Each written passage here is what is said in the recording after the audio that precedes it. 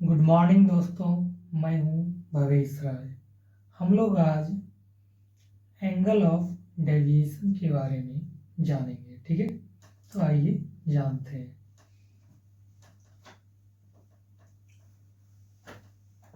Heading है angle of deviation.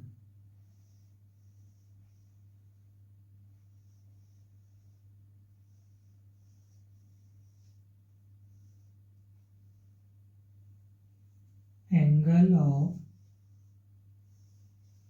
Deviation.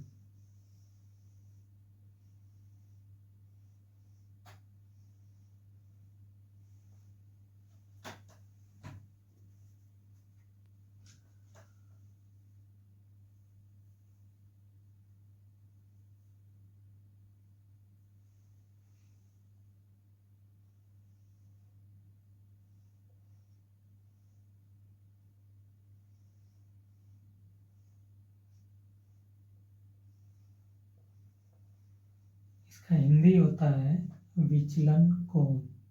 ठीक है, एंगल ऑफ डेविएशन हिंदी होता है विचलन कोण।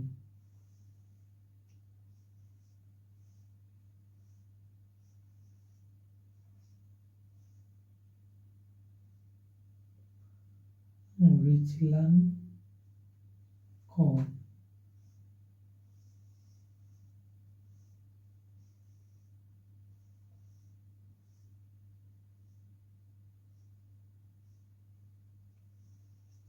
ठीक है, तो एंगल ऑफ डेविएशन क्या है, हम लोग आज इसके बारे में अच्छे से सीखेंगे। ठीक है, तो आइए जानते हैं।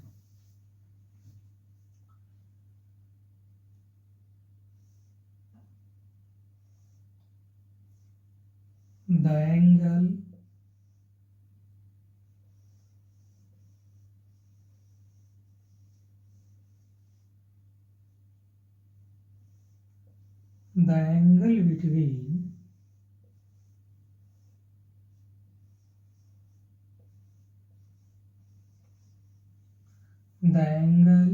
between the incidence ray after reflection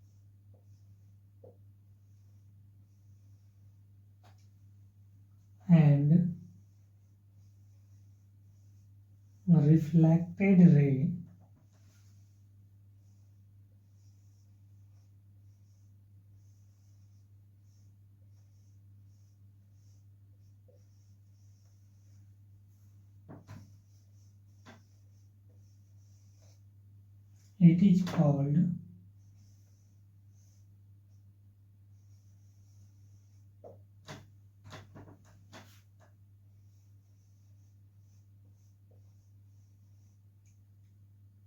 angle of deviation।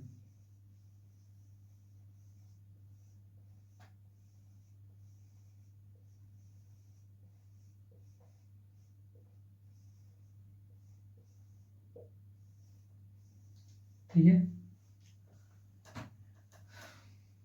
the angle between the incidence ray after reflection and reflected ray it is called angle of deviation।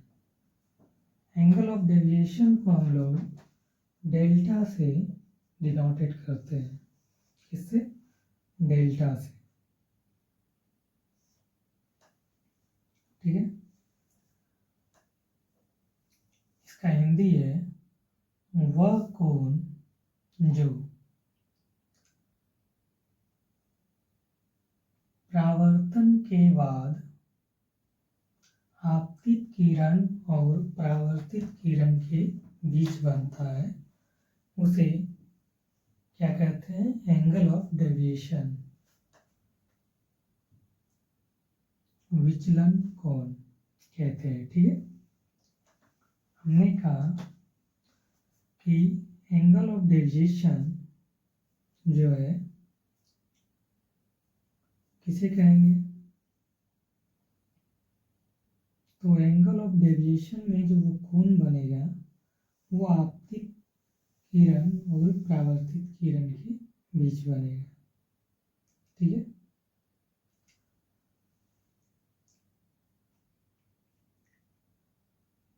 Angle of deviation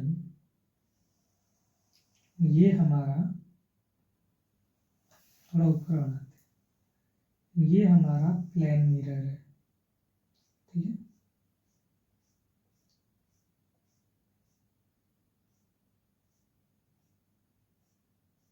ठीक है, जब लाइट इस प्लेन मिरर पर पड़ता है तो वह reflect हो जाता है। ठीक है, जब लाइट आया और प्लेन मिरर पर रिफ्लेक्ट किया, इस लाइट को हम लोगों ने क्या कहा? इंसिडेंस रे। इस लाइट को हम लोग क्या कहते हैं? इंसिडेंस रे। ठीक है, और प्लेन मिरर से रिफ्लेक्शंस के बाद, ठीक है, प्लेन मिरर पर आया और रिफ्लेक्ट हुआ, ये प्रोसेस जो रिफ्लेक्शंस हुआ ये आर कहलाता है। ठीक है, चलिए फिर से समझते हैं।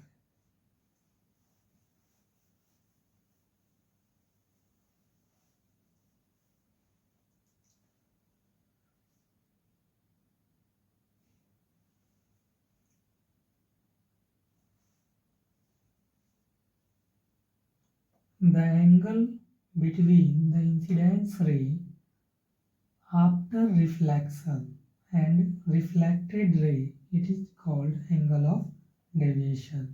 ठीक है, एंगल ऑफ डेविएशन को डेल्टा के द्वारा सूचित किया जाता है। ठीक है, आइए समझते हैं। ये हमारे पास एक प्लेन मिरर है। ठीक है, हमारे पास क्या है? प्लेन मिरर है। जब इस पर लाइट प्लेन मिरर पर आती है, ठीक है, और प्लेन मिरर से होकर रिफ्लेक्ट हो जाता है, ठीक है, इनके बीच एक अभिलंब बनता है। ठीक है, आप जानते हैं इसे कोनाई कहते हैं और इसे आर कहते हैं। कोनाई एंगल ऑफ इंसिडेंस और Konar angle of reflection, sorry reflected. ठीक है, ये क्या कहलाता है? इंसिडेंस रे, और ये रिफ्लेक्टेड रे। इस रे को हम लोग क्या कहते हैं? इंसिडेंट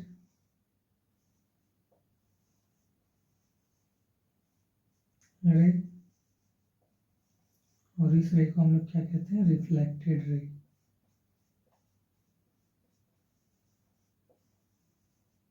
ठीक है, यदि कोण आई जो एंगल ऑफ इंसिडेंस बना है, यदि इसे आगे बढ़ा दिया जाए,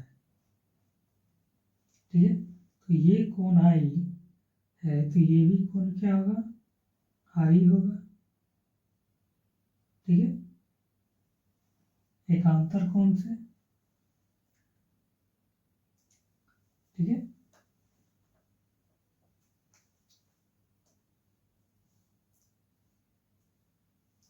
एंगल ऑफ डेविएशन कहता है कि आफ्टर रिफ्लेक्शन के बाद, ठीक है, आपतित किरण और परावर्तित किरण के बीच के कोण को हम लोग क्या कहते हैं? डेविएशन कहते हैं। रिफ्लेक्शंस के बाद जब ये रिफ्लेक्शंस हो गया, ठीक है, ये रिफ्लेक्शंस हमारा हो गया, इस रिफ्लेक्शंस के बाद जो कोण बना किसके किसके बीच? रिफ्लेक्टेड रे और ये इंसिडेंस रे के बीच।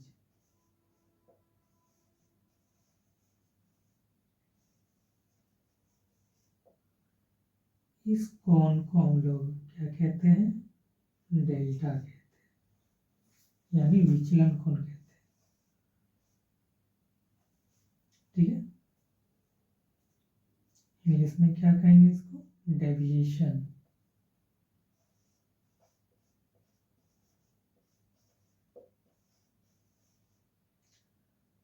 एंगल ऑफ डेविएशन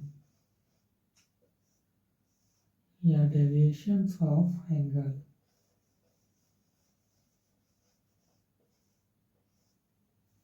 ठीक है, आया समझ में? वही कह रहे हैं, the angle between the incidence ray after reflections के बाद किसके किसके बीच? Incidence ray and reflected ray के बीच। ये इंसिडेंस रे और रिफ्लेक्टेड रे के बीच जो कोण बनता है वो कोण क्या कहलाता है? डेविएशंस ऑफ एंगल या एंगल ऑफ डेविएशन। विचलन का कोण कहते हैं, इसे डेल्टा के द्वारा सूचित किया जाता है। ठीक है,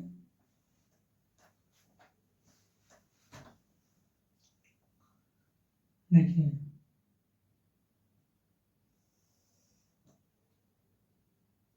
कोण आर क्या है?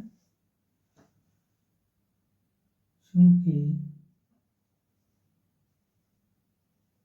कोण आर प्लस कोण आई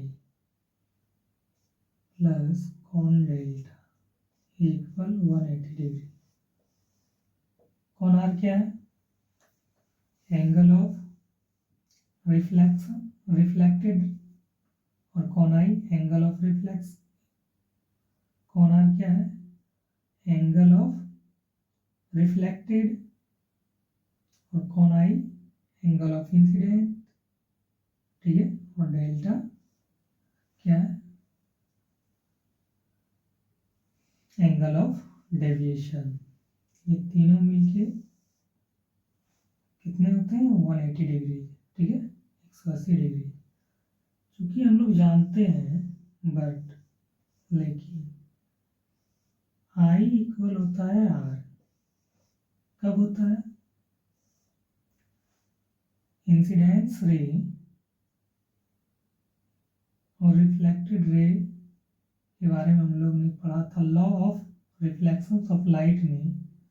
उसका सेकेंड लॉ है कि एंगल ऑफ इंसिडेंस, ठीक है, एंगल ऑफ इंसिडेंस इक्वल होता है angle of reflections. Angle of incidence is equal to angle of reflections. तो आई इक्वल आर। तो हम लोग इस आर के जगह आई को भी लिख सकते हैं, तो इसलिए इस आर के जगह किसको लिखेंगे? आई को लिखेंगे। आई प्लस कोण i plus delta is equal 180 degree. ये क्या हो जाएगा? 2i plus delta is 180 degree. तो डेल्टा इक्वल क्या होगा? 180 डिग्री माइनस 2i। ठीक है, delta is equal 180 degrees minus 2i। ये फॉर्मूला किसका है? Deviations of angles of deviations का, एंगल्स ऑफ डेविएशन का,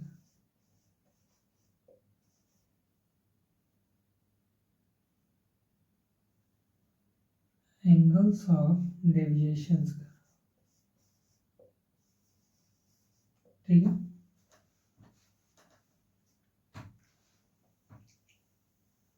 एंगल्स ऑफ डेविएशंस क्या है?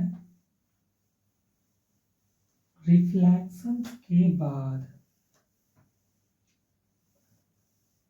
ठीक है, इंसिडेंट रे और रिफ्लैक्शन, रिफ्लेक्टेड रे के बीच जो कोण बनता है वो कोण क्या कहलाता है? Angle of deviation. किसके बीच? जब रिफ्लेक्शंस होता है, आफ्टर रिफ्लेक्शंस, देन तब incident ray and reflected ray के बीच जो कोण बनता है वो कोण एंगल ऑफ डेविएशंस कहलाता है, ठीक है। अगला हेडिंग है प्लेन मिरर।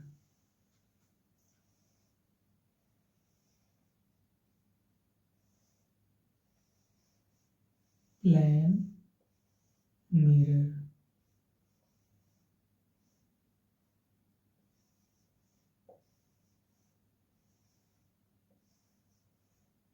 हिंदी है समतल दर्पण। हिंदी क्या है? समतल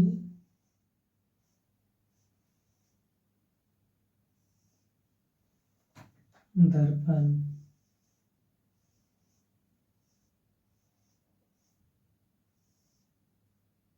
समतल दर्पण किसे कहते हैं? ठीक है, तो आइए जानते हैं। The regular surface, the regular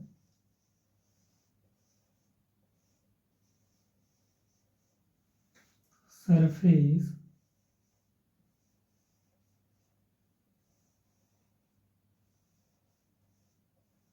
whose the regular surface of glass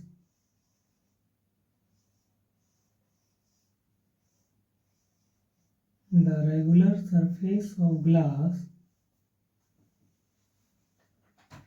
whose the regular surface of glass whose one side is polished, one side is polished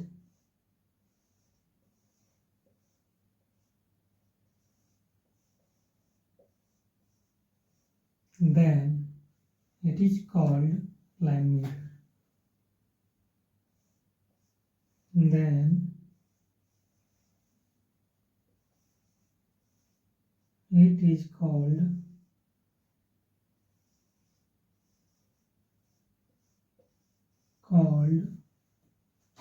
plane mirror.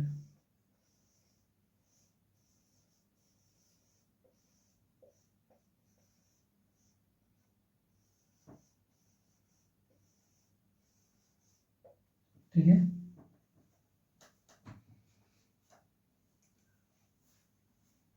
Hindi है कांच का वह नियमित सतह जिसका एक ओर कलई किया हुआ होता है, ठीक है, उसे प्लेन मिरर कहते हैं। कांच का वह नियमित सतह जिसका एक ओर कलई किया हुआ हो उसे प्लेन मिरर कहते हैं, ठीक है। हमने कहा the regular surface of glass, ये क्या है, ये रेगुलर सरफेस ऑफ ग्लास, ये क्या है, रेगुलर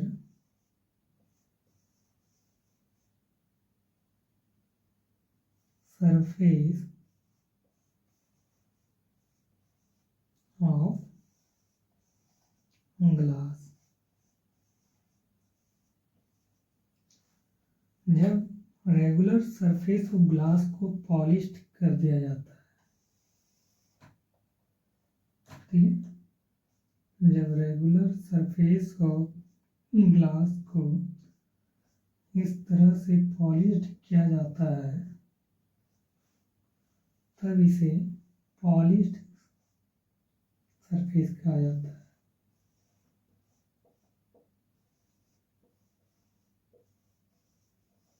इसका नाम क्या कहलाता है, पॉलिश्ड सरफेस, या इसे इसका दूसरा नाम क्या होता है, सिल्वर्ड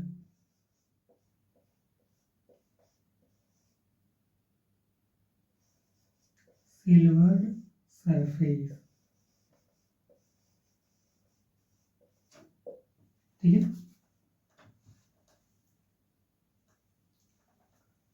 जब रेगुलर सरफेस ऑफ ग्लास को पॉलिश्ड किया गया तब इस पे क्या हो सकता है, आसानी से रिफ्लेक्शंस हो सकता है। तो ऊपर वाले हिस्से हमारा क्या कहलाता है, रिफ्लेक्टेड सरफेस, रिफ्लेक्टेड सरफेस। क्यों रिफ्लेक्टेड सरफेस कहा गया, क्योंकि इस पॉलिश्ड सरफेस पे, इसका दूसरा नाम जो है सिल्वर्ड सरफेस, इस पे आसानी से रिफ्लेक्शंस हो सकता है, ठीक है, इसीलिए इसका नाम रिफ्लेक्टेड सरफेस रखा गया है, ठीक है। जब रिफ्लेक्टेड सरफेस पे लाइट आता है, ठीक है, ये हमारा रिफ्लेक्टेड सरफेस है, क्या है, ये ऊपर वाला हिस्सा क्या है, रिफ्लेक्टेड सरफेस, रिफ्लेक्टेड सरफेस, ठीक है। जब इस पे लाइट आता है,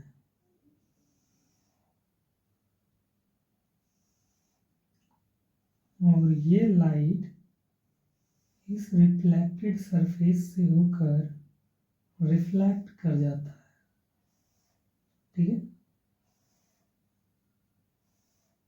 इस पॉलिश्ड सरफेस पे आते ही हमारा लाइट क्या होता है, रिफ्लेक्ट कर जाता है,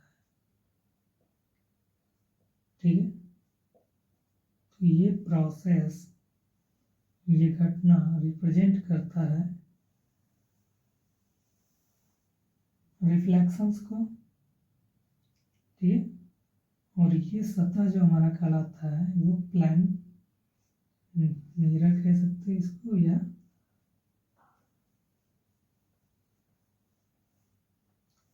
हाँ प्लेन मिरर ही कह सकते हैं इसको प्लेन मिरर, या इसको समतल सतह भी कह सकते हैं, ठीक है। प्लेन मिरर या समतल सतह कब कहलाता है, जब लाइट, ठीक है,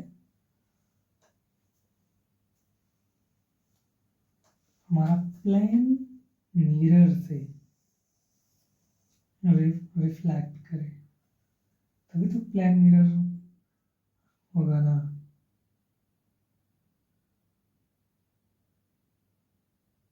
ठीक है। सिंपल है। प्लेन मिरर क्या है? तो the regular surface of glass which one side is polished, then it is called plane mirror. जब एक साइड को पॉलिश किया जाता है तो वो हमारा प्लेन मिरर कहलाता है। ठीक है, ये हमारा क्या है? ये हमारा प्लेन मिरर है। ठीक है, जब इस कांच के सतह को एक साइड पॉलिश किया गया तो ये हमारा सरफेस जो कहलाया ये प्लेन मिरर कहलाया।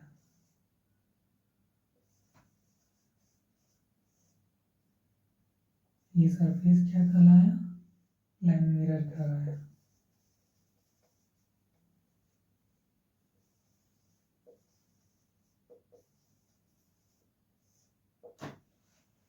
ठीक है,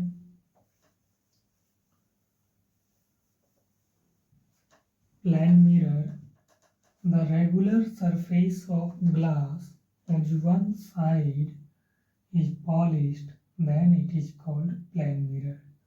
ये रेगुलर सरफेस है, जब इसे पॉलिश्ड किया गया, ठीक है, उसको हम लोग क्या कहें? प्लेन मिरर कहें। ठीक है, पॉलिश्ड एक ही साइड किया जाता है, दूसरे साइड जो होता है वो रिफ्लेक्टेड सरफेस कहलाता है। ठीक है, प्लेन मिरर पे जब लाइट आता है और वो रिफ्लेक्ट हो जाता है, ये प्रोसेस हमारा कंप्लीट रिफ्लेक्शंस को रिप्रेजेंट करता है। तो रिफ्लेक्शंस को रिप्रेजेंट करता है।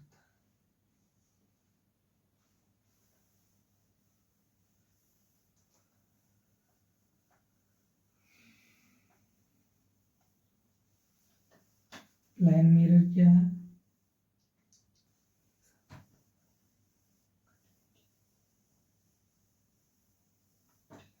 का वह नियमित सतह जिसका एक ओर कलई किया हुआ होता है उसे प्लेन मिरर कहते हैं। ठीक है ना, अगला हेडिंग है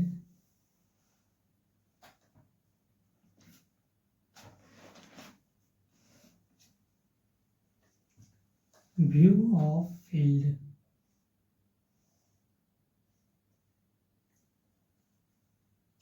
फील्ड ऑफ व्यू,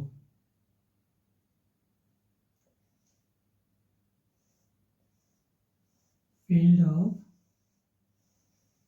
व्यू,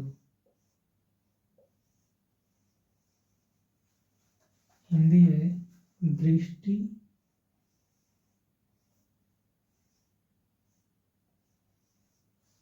क्षेत्र।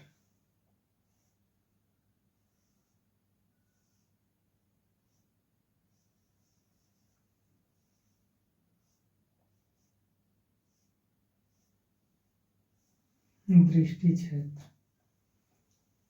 The reason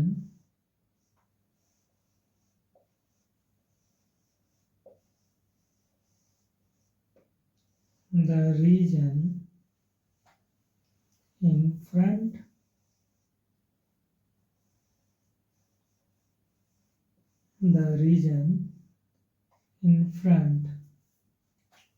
of the plane mirror.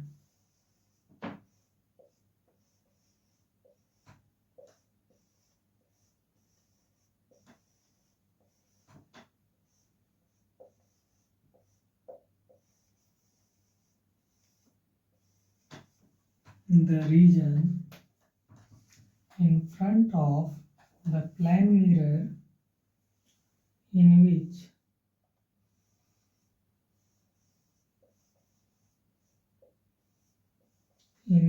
the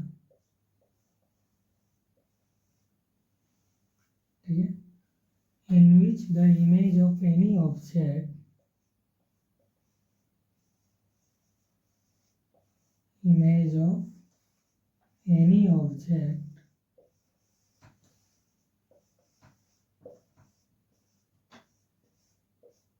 is observe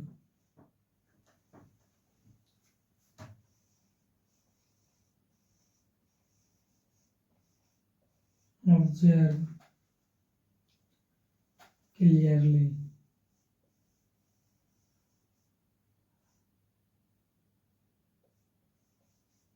Okay? Then it is called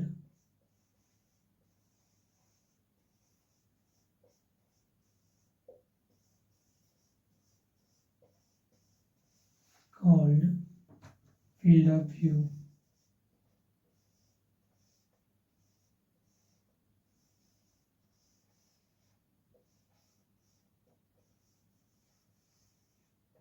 ठीक है, दृष्टि क्षेत्र, field of view, the region in front of the plane mirror in which the image of any object is observed clearly, then it is called field of view.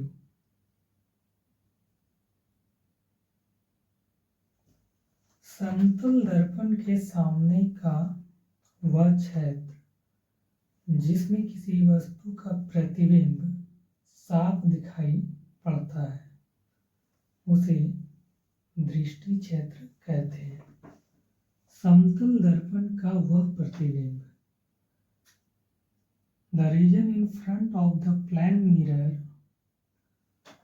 in which the image of any object, जिसमें किसी वस्तु का प्रतिबिंब, ठीक है, object is observed clearly, then it is called field of view. जब किसी वस्तु का प्रतिबिंब साफ दिखाई पड़ता है तब उसे प्लेन मिरर कहते हैं, तब उसे दृष्टि क्षेत्र कहते हैं। जब समतल दर्पण में किसमें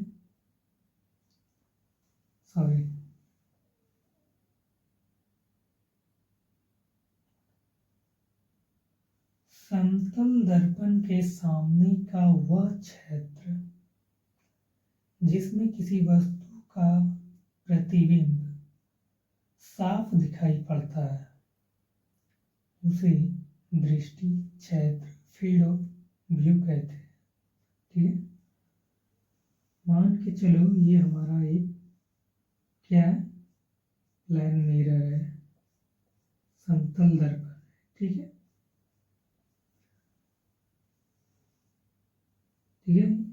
ये एक ऑब्जेक्ट है। जब ऑब्जेक्ट का लाइट जब ऑब्जेक्ट प्लेन मिरर के इस हिस्से से रिफ्लेक्ट करता है और दूसरे अवस्था में यह प्लेन मिरर के दूसरे हिस्से से रिफ्लेक्ट करता है। ठीक है, रिफ्लेक्ट कर रहा है तो जो इस ऑब्जेक्ट का इमेज है वो सेम साइज का इमेज बनाता है। ठीक है, ये हो गया इमेज। ये इमेज जो है कैसा होता है, बिहाइंड होता है और इस ऑब्जेक्ट का जो साइज है और इस इमेज का जो साइज है वो सेम ही होगा। ठीक है ना, तो रिफ्लेक्टेड के बाद ये हिस्से का जो रिफ्लेक्शंस है और ये रिफ्लेक्शंस है, इनके बीच का जो क्षेत्र है, ये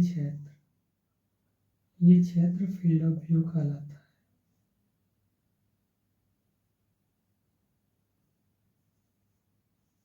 ये क्षेत्र क्या कहलाता है, फील्ड ऑफ व्यू कहलाता है। ठीक है, ये वन मिरर के लिए है, फॉर वन मिरर के लिए जब समतुल दर्पण एक हो और उनके सामने किसी ऑब्जेक्ट का फील्ड ऑफ व्यू जो होता है वो इस तरीके से होता है, ठीक है ना। समतल दर्पण का मिरर जो है उनके सामने यदि किसी ऑब्जेक्ट को रखा जाए तो उसका फील्ड ऑफ व्यू ये होता है, ठीक है। यदि किसी ऑब्जेक्ट के सामने दो प्लेन मिरर रखा जाए तब उसका इमेज कैसा बनेगा, आइए देखते हैं, ठीक है। इसको हटा देते हैं।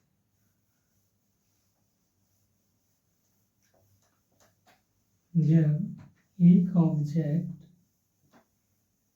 के समीप यदि दो मिरर को रखा जाए, कौन सा मिरर, प्लेन मिरर को, तब उसका इमेज किस प्रकार से बनेगा।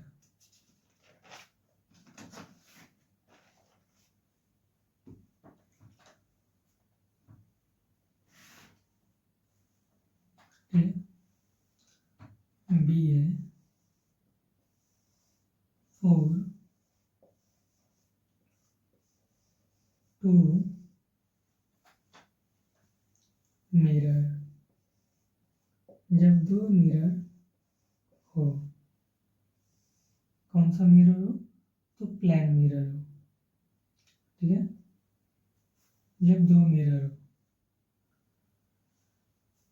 मान के चलो ये एक ऑब्जेक्ट है, ठीक है, इसके सामने एक प्लेन मिरर को रखा जाए,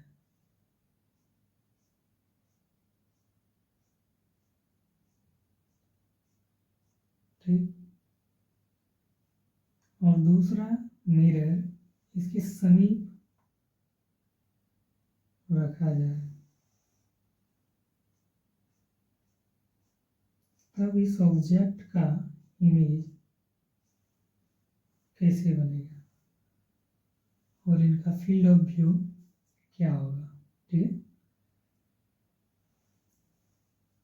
ये ऑब्जेक्ट है, ठीक है। जब लाइट मिरर के ऊपरी हिस्से पर पड़ता है तो ऊपरी हिस्से से वो क्या होता है, रिफ्लेक्ट हो जाता है।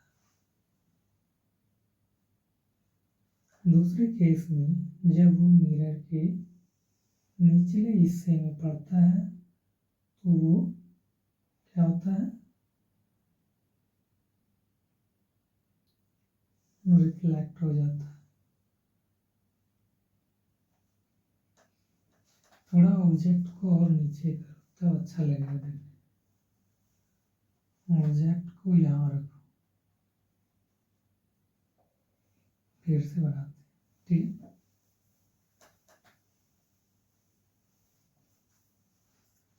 मान के चलो ये ऑब्जेक्ट है, ओ इसके सामने दो प्लेन मिरर रखा हुआ है, ठीक है। एक प्लेन मिरर ये है जिसका नाम M1 है, इसका नाम क्या है, M1। और दूसरा प्लेन मिरर ये है,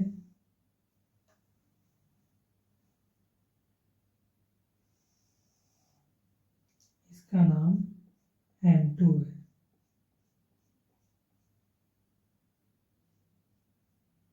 इसका नाम क्या है, M2 है। जब ऑब्जेक्ट, ठीक है, और M1 प्लेन मिरर के ऊपरी हिस्से पर लाइट आती है और उसके बाद वो रिफ्लेक्ट हो जाता है, ठीक है। प्लेन मिरर में तो यही होता है कि लाइट आने के बाद वो क्या होता है, रिफ्लेक्ट कर जाता है, ठीक है। दूसरे केस में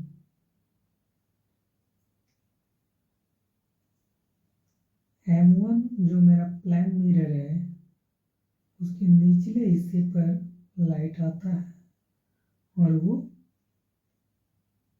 रिफ्लेक्ट कर जाता है, ठीक है।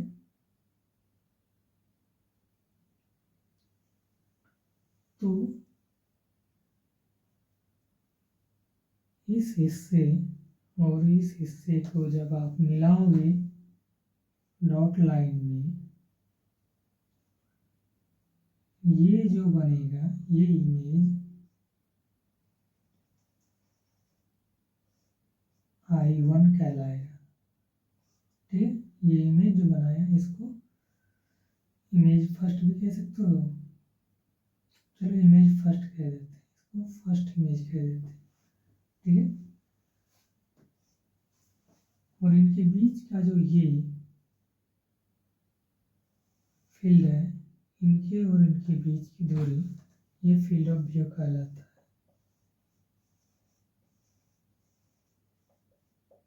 ठीक है। ये क्या है हमारा फील्ड ऑफ व्यू है, ठीक है।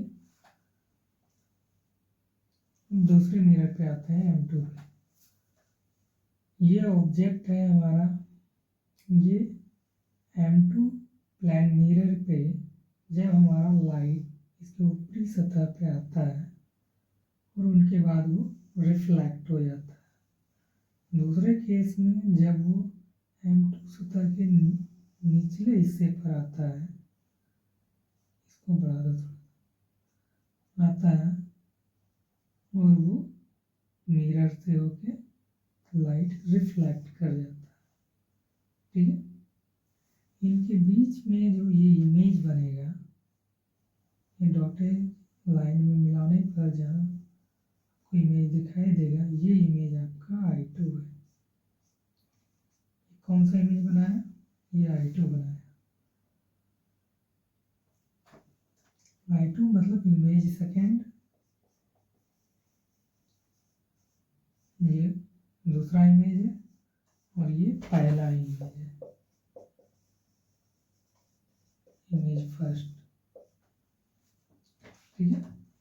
और इनका इमेज 2 M2 का जो फील्ड ऑफ व्यू है, ये फील्ड ऑफ व्यू ये होगा, ठीक, ठीक। ये क्या होगा? Field of view, field of view,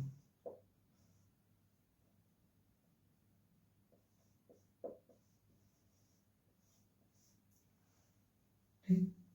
जब अलग अलग दर्पण को, जब अलग अलग दर्पण को एक ऑब्जेक्ट के सामने रखा जाता है, ठीक है, तो एक ही वस्तु का दो अलग अलग, ठीक है, क्या बनाता है? फील्ड ऑफ व्यू बनाता है। समझ रहे हैं? सेकेंड मिरर में हम बात कर रहे हैं कि जब हमने दो प्लेन मिरर लिया तो एक ऑब्जेक्ट है, इसके सामने जब दो प्लेन मिरर को इसके समीप रखा गया तो एक ही ऑब्जेक्ट के दो फील्ड ऑफ व्यू बने। कितने बने? दो फील्ड ऑफ व्यू बने। M1 प्लेन मिरर का फील्ड ऑफ व्यू इनके और इनके बीच बना, ठीक है, और M2 प्लेन मिरर के, M2 प्लेन मिरर जो है, ठीक है, इसके और इसके बीच का फील्ड ऑफ व्यू ये है, ठीक।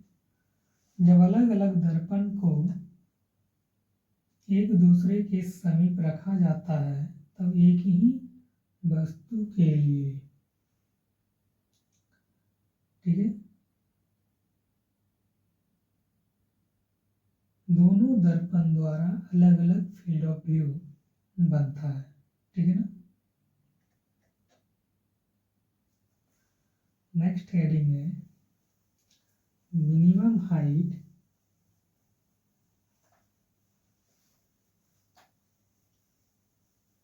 of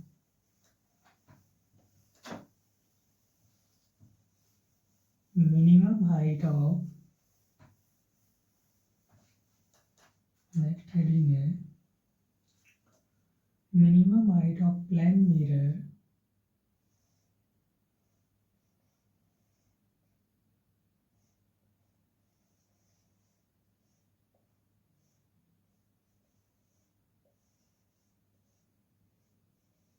minimum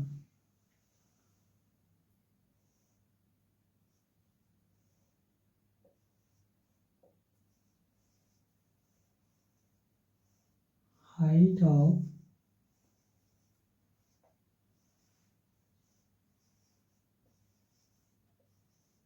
plane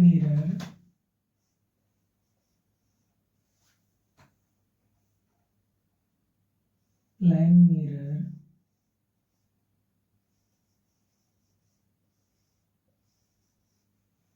minimum height of plane mirror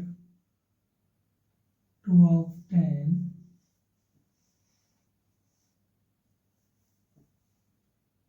2 of 10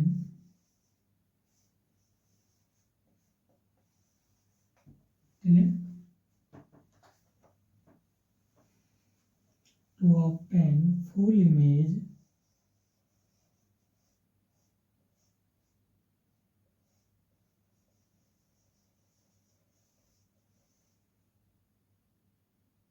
of a person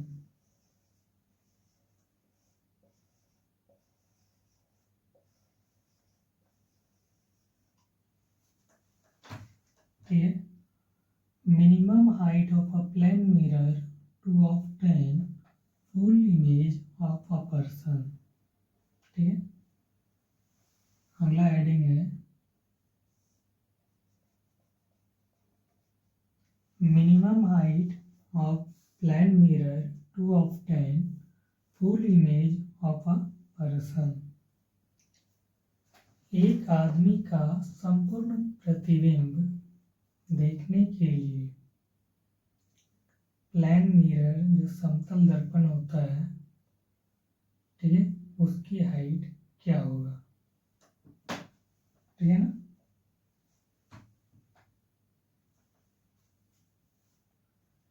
एक आदमी का संपूर्ण प्रतिबिंब देखने के लिए समतल दर्पण का न्यूनतम ऊंचाई इसका हिंदी क्या है एक आदमी का एक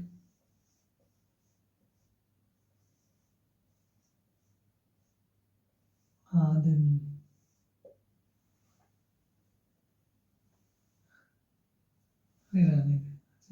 एक आदमी का संपूर्ण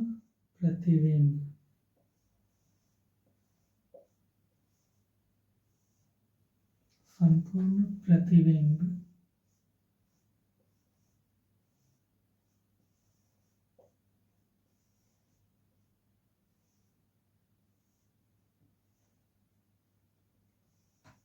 देखने के लिए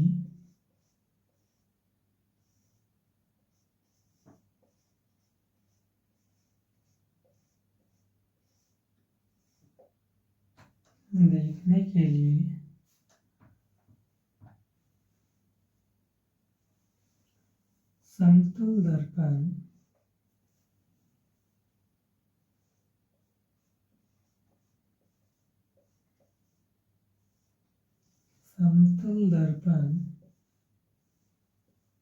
का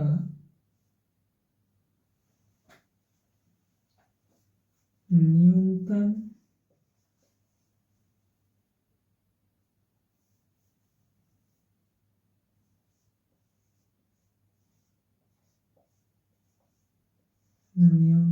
ऊंचाई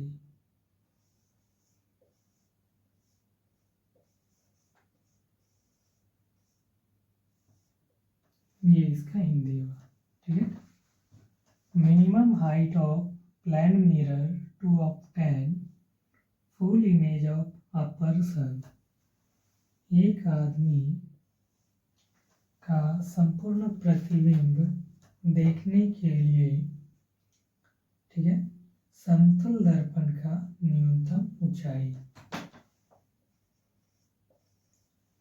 ठीक है, क्या कह रहे हैं, एक आदमी का संपूर्ण प्रतिबिंब देखने के लिए समतल दर्पण की ऊंचाई क्या होनी चाहिए, ठीक है। मान के चलो कि एक आदमी है 6 फीट का है, तो उस आदमी को अपना संपूर्ण प्रतिबिंब देखने के लिए प्लान मिरर जो होना चाहिए उसकी हाइट न्यूनतम क्या होनी चाहिए। तो कहा जाता है कि किसी भी व्यक्ति को यदि अपना संपूर्ण प्रतिबिंब देखना हो तो प्लान मिरर जो होना चाहिए उस आदमी के हाइट का आधा होना चाहिए। यदि किसी व्यक्ति की हाइट 6 फीट है तो प्लान मिरर कितना होना चाहिए, उनका हाफ होना चाहिए ऊंचाई में, ठीक है ना। कितनी होनी चाहिए, 3 फीट होनी चाहिए प्लान मिरर, तब हम लोग संपूर्ण प्रतिबिंब देख सकते हैं। आइए देखते हैं, ठीक है। यदि कोई व्यक्ति अपना संपूर्ण प्रतिबिंब एक समतल दर्पण में देखना चाहता है, ठीक है ना, तब इस अवस्था में उस दर्पण की ऊंचाई, न्यूनतम ऊंचाई, ठीक है ना, उस आदमी के ऊंचाई का क्या होता है, आधा होता है। आइए समझते हैं।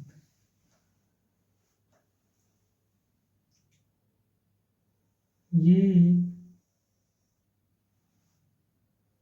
आदमी है जिसकी ऊंचाई है, ठीक है ना, मान के चलो ये आदमी की क्या है, ऊंचाई है, इसको h मान लेते हैं। क्या मान लेते हैं, h, ठीक है।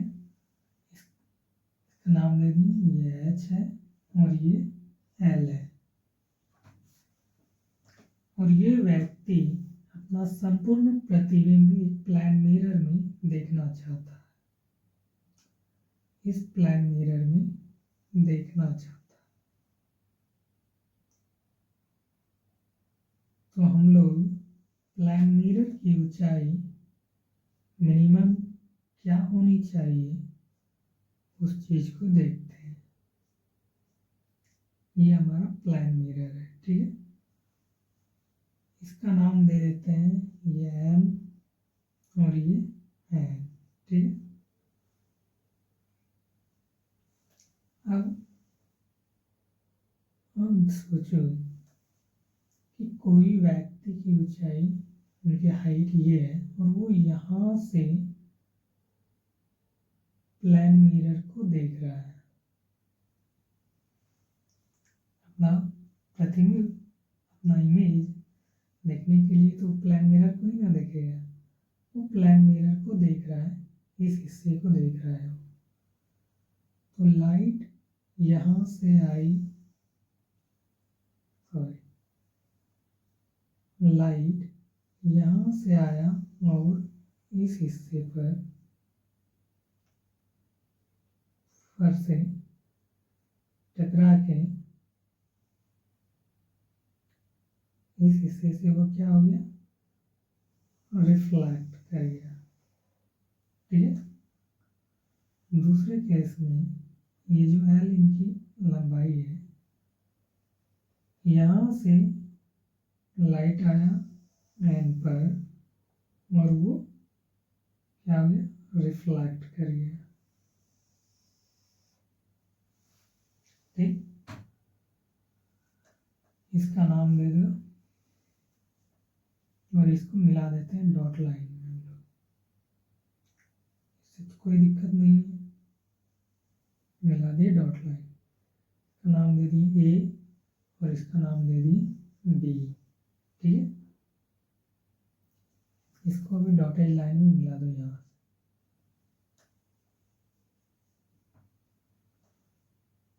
ठीक है, इसका नाम दे दो ई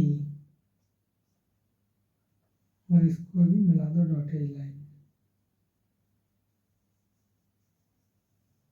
और इसका नाम दे दो एफ। सोचो यदि ये कोण x है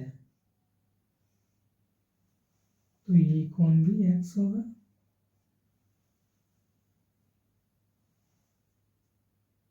सॉरी,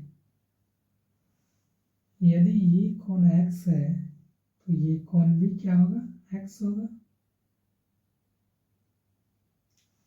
ठीक है, एकांतर कोण से ये कोण x है, ठीक है, तो ये कोण भी हमारा क्या होगा, x होगा। होगा ना, एकांतर कोण से होगा। ठीक है, यदि ये कोण y है ना, तो ये कोण भी हमारा क्या होगा, y होगा एकांतर कोण से। और ये y है तो ये भी कोण हमारा क्या होगा, y होगा। ये भी सिमिलर एकांतर कोण से ही ये y होगा। ठीक है, देखो लाइट आया था m पर, m से वो क्या हो गया, रिफ्लेक्ट हो गया। l से लाइट आया मिरर से, ओके, वो रिफ्लेक्ट हो गया। ठीक है, m और a के बीच की दूरी क्या है, मान लो x है। ठीक है, और a और n की दूरी मान लो y है। ठीक है,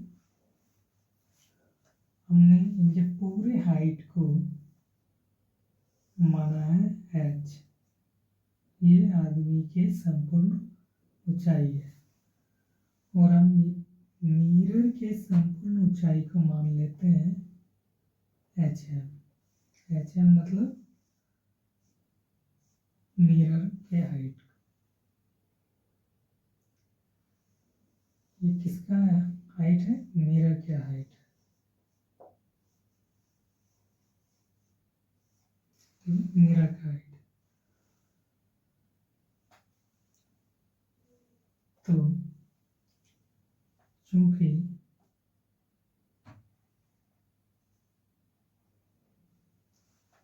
ये m और a, या a और m भी कह सकते हो, a और m इक्वल होगा किसके, ये इक्वल होगा इसके, किसके, b और e के, b और e। ठीक है, b और e के इक्वल होगा। b और e ये जो है b और h के, b और h,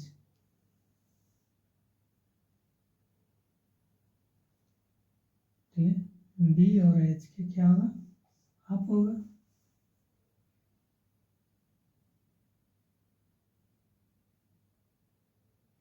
ठीक है ना, b और h के क्या होगा, हाफ होगा। b और e और h मिलके ना bh बनेगा पूरा। ये bh पूरा बनेगा जब b और e इस हिस्से को और e और h इस हिस्से को जोड़ा जाएगा। तो b और h जो है बी और एच, ठीक है, ये बी और एच, बी और ई के हिस्से को लिखने के लिए बी और एच बाई 2 लिख सकते हैं। सिमिलर उसी तरीके से ये ए और एन, ये ए और एन इक्वल होगा, किसके होगा, ये ए और एन इक्वल होगा इसके, बी और एफ, बी और एफ, ठीक है। इसको आप लिख सकते हो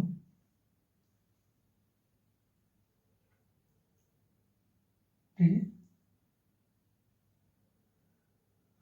बी एल बाय 2, कैसे,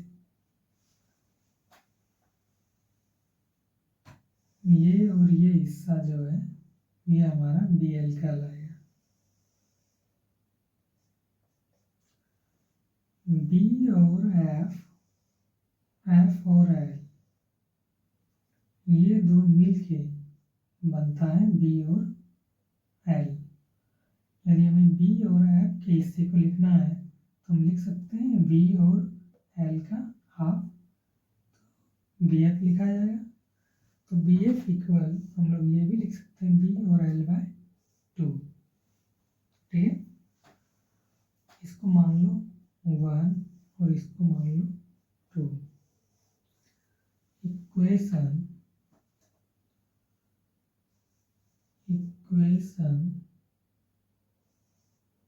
1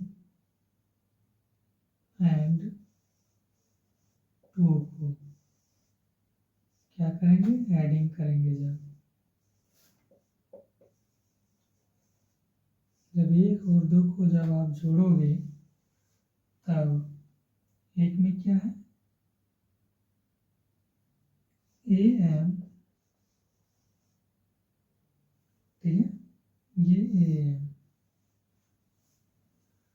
प्लस ये ए एम, ये is equal to B H 2 plus ये बी एल 2, ये हो जाएगा। अब इसको सॉल्व करते हैं, ए एम और ए एन, ए एम को हमने क्या माना है, एक्स माना है, ठीक है, ये एक्स प्लस ए एन को हमने क्या माना है, वाई माना है, ये वाई इज इक्वल, ठीक है।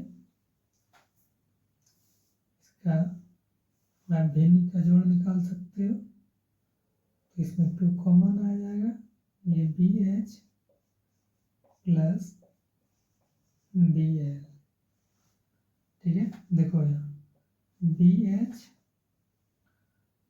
एच प्लस ये पूरा हिस्सा आया बी एच, ठीक है, यहाँ से यहाँ तक प्लस बी एल, बी और एल, ये हिस्सा बी एल, ये पूरे हिस्से को क्या कहते हैं, एच कहते हैं। जब बी एच और बी एल को जोड़ा जाए तो ये पूरा हिस्सा क्या कहलाता है, एच कहलाता है। तो एच आ गया और ये 2 यहाँ आ गया, ठीक है, एच बाई 2। तो कह सकते हो यहाँ से X plus Y is equal H by 2। X और वाई देखो, ये एक्स और ये वाई, ठीक है, इन दोनों को जब आप जोड़ोगे तो वो क्या होगा, एच एम होगा, मिरर का हाइट होगा। तो आप कह सकते हो H M is equal H by 2। तो इनसे प्रूफ होता है कि जब कोई भी व्यक्ति समतल दर्पण में अपना संपूर्ण प्रतिबिंब देखना चाहता है तो उस व्यक्ति का जो हाइट है, ठीक है, संपूर्ण प्रतिबिंब देखने के लिए दर्पण का हाइट उस व्यक्ति के हाइट का क्या होना चाहिए, आधा होना चाहिए।